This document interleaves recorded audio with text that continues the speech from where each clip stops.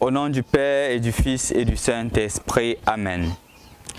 Évangile de Jésus-Christ selon Saint Jean, chapitre 10, les versets 31 à 42. Les Juifs allèrent de nouveau chercher des pierres pour lapider Jésus. Celui-ci prit la parole. « J'ai multiplié sous vos yeux les œuvres bonnes de la part du Père. Pour laquelle voulez-vous me lapider ?» Les Juifs lui répondirent, « Ce n'est pas pour une œuvre bonne que nous voulons te lapider, c'est parce que tu blasphèmes. Tu n'es qu'un homme et tu prétends être Dieu. » Jésus leur répliqua, « Il est écrit dans votre loi, j'ai dit, vous êtes des dieux. » Donc, ceux à qui la parole de Dieu s'adressait, la loi les appelle des dieux. Et l'écriture ne peut pas être abolie. Or, celui que le Père a consacré et envoyé dans le monde, vous lui dites, tu blasphèmes, parce que j'ai dit, je suis le Fils de Dieu. Si je n'accomplis pas les œuvres de mon Père, continuez à ne pas me croire. Mais si je les accomplis, quand bien même vous refuseriez de me croire, croyez à mes œuvres. Ainsi, vous connaîtrez, et de plus en plus, que le Père est en moi et que moi dans le Père. Les Juifs cherchaient de nouveau à l'arrêter, mais il leur échappa. Il repartit pour la Transjordanie, à l'endroit où il avait commencé à être baptisé, et il demeura. Beaucoup vinrent à lui en déclarant, « Jean n'a pas accompli de signes, mais tout ce qu'il a dit au sujet de celui-ci est vrai. » Et à cet endroit, beaucoup recrurent en lui. Bonjour chers frères et sœurs dans le Christ. Nous voici rendus au vendredi de la 5e semaine du temps de Carême. Et l'Évangile nous remontre encore les controverses de Jésus avec les Juifs, surtout sur son identité. En effet, chers frères et sœurs dans le Christ, on voit depuis lundi que Jésus a beaucoup d'arguments et beaucoup de conflits avec les Juifs. Je ne voudrais pas une fois de plus m'attarder sur les conflits qui les habitent, mais je voudrais prêter l'attention sur cette expression qui dit justement, qui présente le départ de Jésus. On dit Jésus repartit pour la Transjordanie, à l'endroit où Jean avait commencé à baptiser. À l'endroit où Jean avait commencé à baptiser. Et ceci est important. Ceci est très important. Pourquoi? Parce que Jésus repart aux sources. Il repart aux sources pour reprendre des forces. En moment de difficulté, dans des moments de tribulation, est-ce que nous aussi nous repartons aux sources? Parce que c'est justement important ceci. Ce n'est pas par erreur et ce n'est pas anodin que justement Jean le précise que dans les moments de controverse, Jésus repart aux sources. Et ce sont des sources qu'il reprend les forces pour reprendre le ministère.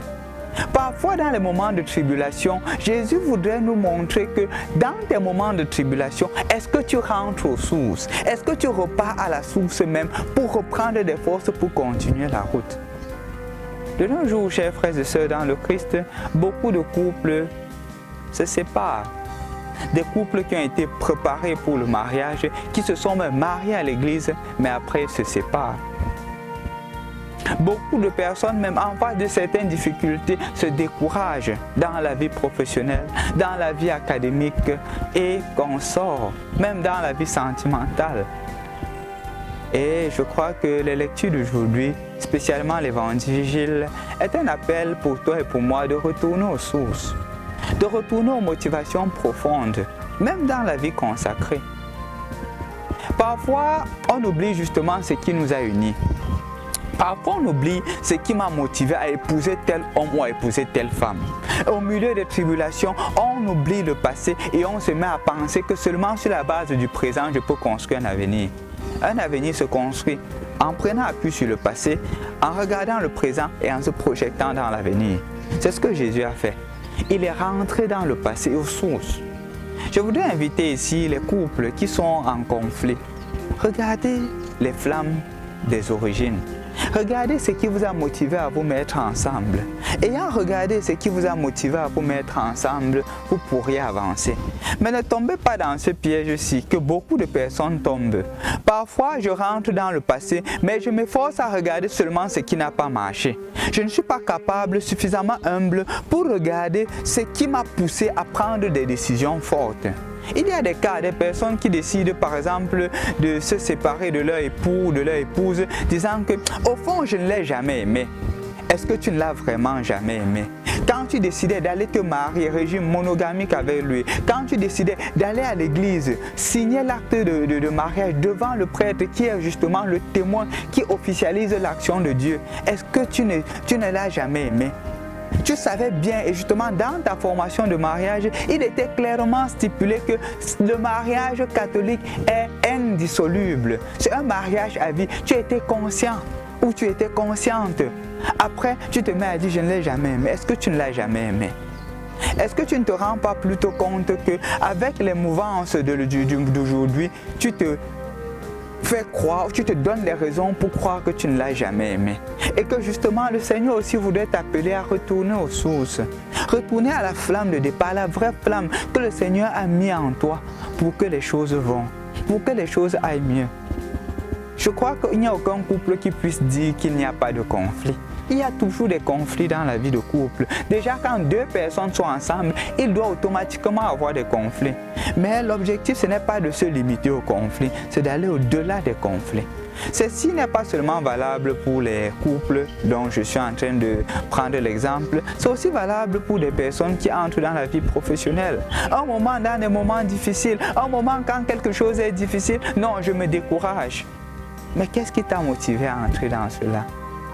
Est-ce que tu avais de l'amour pour ta profession? Si tu avais, vas-y, tu peux le faire. Retourne justement à la motivation première. Retourne à la motivation d'enfance et tu verras que quelque chose de bien pourra surgir. Je voudrais donc t'inviter aujourd'hui, mon frère, ma soeur, dans les moments difficiles que tu traverses, retourne aux sources. Retourne à l'amour vrai que tu as reçu. Peut-être en ce moment tu as des difficultés à comprendre tes parents. Peut-être tu veux critiquer tes parents. Tu crois que tes parents n'ont rien fait pour toi. Non, retourne aux sources. Tu te rendras compte qu'ils t'ont accouché, t'ont mis au monde par amour. Et ce sont ces mêmes parents-là qui t'ont élevé, qui t'ont éduqué. Aujourd'hui, tu ne peux pas les traiter de sorciers. Tu ne peux pas les traiter comme des adversaires, de ceux qui ne veulent pas ton bien. Pourtant, c'est eux qui t'ont rendu ce que tu es. Retourne aux sources. Et tu verras beaucoup de belles choses. Et en retournant, tu auras plus de force à affronter la réalité, à affronter les difficultés, à pardonner et à avoir un avenir meilleur. Au nom du Père et du Fils et du Saint-Esprit. Amen.